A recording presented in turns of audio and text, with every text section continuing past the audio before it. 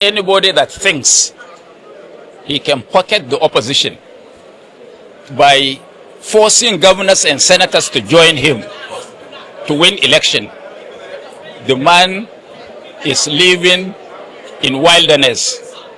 In Nigeria, there would always be opposition, and there would always be people and political party that can stand up to any situation. Well, thank you very much.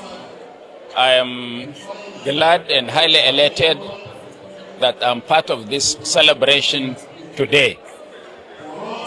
Birthday of President Goodluck Ebele Jonathan, and also the 10 years of his foundation. As all know, Jonathan is a man of peace.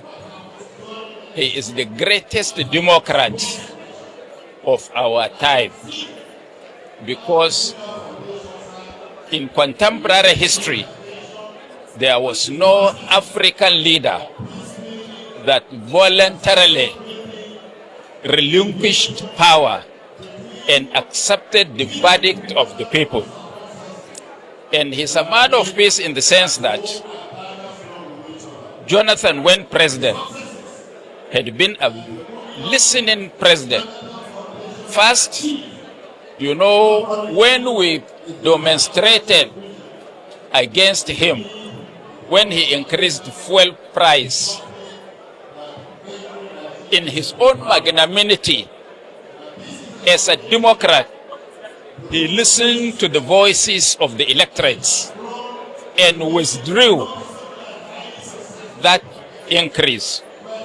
You also know that Jonathan, as president, was to conduct elections in 2015. When the security in the country was not palatable, he had the magnanimity to postpone that election and stepped it down by 6 weeks.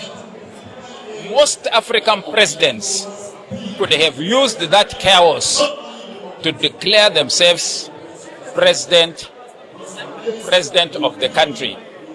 And you all know that Jonathan also, as president, even before the elections and counting was concluded, he had the large heart, having seen the obvious figures against him, called his counterpart and congratulated him for winning an election.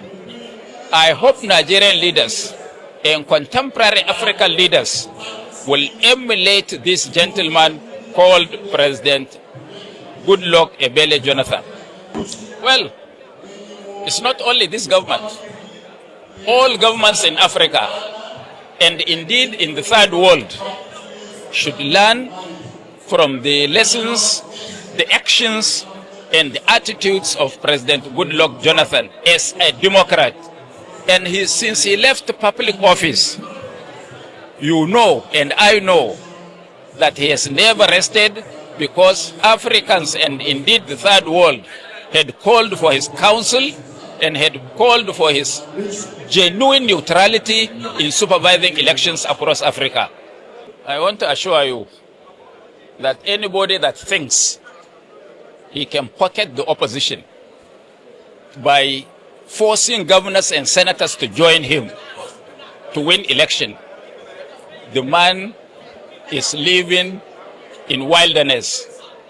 In Nigeria, there would always be opposition, and there would always be people and political parties